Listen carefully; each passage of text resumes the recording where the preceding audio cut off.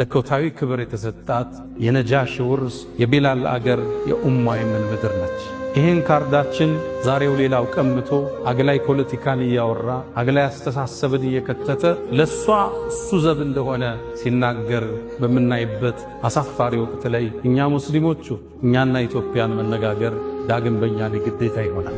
ኢትዮጵያ ያኔ እስልምናን በትክክል ስትቀበል ከመካ ውጭ ሳውዲ አረቢያ ውስጥ ያሉ ሀገራቶች እንኳን ክፍለ ሀገራቶች መዲናን ጨምሮ እስልምና የሚባል አያውቁትም ነበር። አሁን የነቢዩን መናገሻ መዲነቱል ሙነወራ ከሷ በፊት 7 ዓመት በፊት እስልምና ኢትዮጵያ ውስጥ ገብቷል። ኳታር እስልምና ከመግባቷ 13 ዓመት በፊት ኢትዮጵያ ውስጥ ገብቷል። ያሁኗ ዩናይትድ አረብ ኤሚሬትስ ዱባይ ውስጥ እስልምና ከመግባቱ 15 ዓመት በፊት ኢትዮጵያ ውስጥ ገብቷል። ኢራቅ ውስጥ እስልምና ከመግባቱ 20 ዓመት በፊት ኢትዮጵያ ውስጥ ገብቷል። ጎረቤት ሀገር ግብፅ ውስጥ እስልምና ከመግባቱ በፊት 30 ዓመት በፊት ኢትዮጵያ ውስጥ እስልምና ተገብቷል። በል በጣም ይግረማችሁ ያሁኗ ቱርክ እስልምና ከመግባቱ 405 ዓመት በፊት እስልምና ኢትዮጵያን ተቀላቅሏል። ልብ ብላችኋል? የነቢዩ ልጅ ያረፈችበት ምድር ኢትዮጵያ ጀነት ነቢዩን ዓለይሂ ሰላቱ ወሰላም በሶስተኛ ደረጃ ተከትሎ ይገባል የተባለው ዑስማን ብኑ አፋን መላእክት ከሱ ያፍራሉ የተባለለት ዑስማን ኢትዮጵያን ረግጧል። እነ ጃዕፈር ረግጠዋል። ነቢዩ ዓለይሂ ሰላቱ ወሰላም ከሩቅ ጥበቃ ያዘዙላት መለኮታዊ ክልከላ የተቸራት የተከበረች ሀገር ኢትዮጵያ። ኢትዮጵያ እሷ ውስጥ ፍትህ የማይዛነፍበት ንጉሥ አለ። እሷም የእውነት ምድር ነው የተባለች ምድር ኢትዮጵያ። ኢትዮጵያ በርካታ ምሁራንን ያወጣች ልሂቃንን ያመረተች በርካታ ዑለሞችን ያወጣች በርካታ ኡስታዞችን የወለደች ማኅፀነ ለምለም ኢትዮጵያ።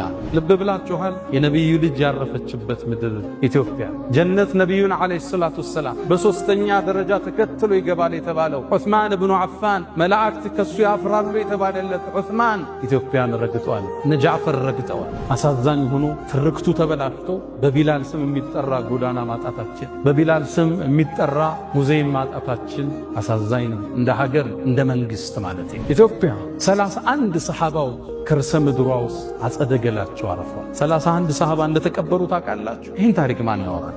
በርካታ ሰሃባዎች እትብታቸው የተቀበረበት የተወለዱበት መሬት ነው ኢትዮጵያ። ለእኛ ኢትዮጵያ ቀላል። ይህን ታሪኳ ግን ዛሬ ተቀብሮ አግላይ ጸሐፊዎች ጽፈዋት ኢትዮጵያ የሆነ ቀለም እንድትዝ የሆኑ ሰዎች ውርስ ብቻ እንድትመስል አንዱ መጤ ሌላኛው ደግሞ ባለርስት ተደርጎ እንዲታሰብ ተደርጓል። አክሱምን ትመርጥና የሐረርን ግንብ ትረሳል። ላሊበላን ታነሳና ሶፍ ዑመር ዋሻን ትዘነጋለ። ሶፍ ዑመር ዋሻ በዓለም ዩኔስኮ የተመዘገበ ትልቅ ታሪካችን ግን ሶፍ ዑመር አሕመድ ስለሚባሉ የታሪክ ክፍል ታረጋቸው አልፈልግ። ሚኒሊክ ብለህ ታገዝፈውና ኢማም አሕመድ ሲመጣ ደግሞ ግራኝ የሚል ታፔላ ትሰጠዋል። በዚህ መልኩ ሀገራት እየተዘለለ እየተመረጠ የተወሰኑ ሰዎች ብቻ የሚታወሱበት ሌሎች የተደፈቁበት ሀገር መሰረት። ይሄ የታሪክ ትርክትና አስተሳሰብ ነው ዛሬ አክሱም ላይ ያሉ ወንድሞቻችንን መከራ እያበላቸው ያሉ። ሙስሊሞቹ እዛው ተወልደው ቋንቋቸው እዛው እትብታቸው እዛው ተቀብረው ዛሬ ለመቀበር 30 እና 50 ኪሎ ሜትር ከከተማዋ መውጣት ይጠበቅባቸው። ይሄ ትርክት ይሄን አስተሳሰብ ፈጥሮ አለፈ። ይሄ ቅድም ያወራሁት የታሪክ አስተሳሰብ ሂጃብ እህቶቻችን ለብሰው እንዳይሰግዱ ስንክሳር ሆኗል። አሁን በየፖለቲካው ምህዳር የምታዩ ንግዱ ቦታ ላይ የምታዩ ክፍተቶች ሁሉ የዚህ አስተሳሰብ ውጤት ነው። ከፈሎ መጤ ከፈሎ ደግሞ ባላል። በዚህ ሀገር ቀድሞ የገባው ማለት ክርስትና ወይስ እስልምና? ከሰሜኑ አካባቢ ክርስትና ቀድሟል። አዲስ አበባን ይዞ ወደ ታች ደግሞ እስልምና ቀድሟል። ሚኒሊክ ግዛታቸውን አስፋፍተው ሐረርን ጅማን ከማቀፋቸው በፊት ጅማ እኮ እስላማዊ ሀገር፣ ሀዲያ እኮ እስላማዊ ሀገር ነች። ሐረር እኮ እስላማዊ ሀገር ነች። የእስልምና የመገበያያ ሳንቲም ያላት ሀገር ነች። የራሷ ጦር ያላት ክፍለ ጦር ያላት ሀገር እሷን ስታቅፋት እስልምና ቀድሞ ነበር እዛ ውስጥ። ስለዚህ አዲሷ ኢትዮጵያ ውስጥ የሆነ ቦታ ላይ ቀድሞ ይገባል፣ የሆነ ቦታ ደግሞ ቀድሞ ሌላ ሃይማኖት ገብቷል። የሁለቱ ውህደት እንደ ድሮው አንዱ አንዱን ደፍቆ የሚኖርበት ታሪክ አክትሟል፣ ተቀብረዋል። አሁን ሁሉ ጋር አቅም አለ፣ ሁሉ ጋር ቁጥር አለ፣ ሁሉ ጋር ጉልበት አለ። አሁን የሚነሳው ክፍተት፣ አሁን የሚነሱ ግጭቶች እንደ ድሮ በቀላሉ የሚቆሙ አይደለም። ውድመቱ ከባድ። የሚያዋጣን አንድ ነገር ብቻ መደመር፣ መሰላሰት፣ መሰባጠር፣ አብሮ መጓዝ፣ መጣመር ብቻ።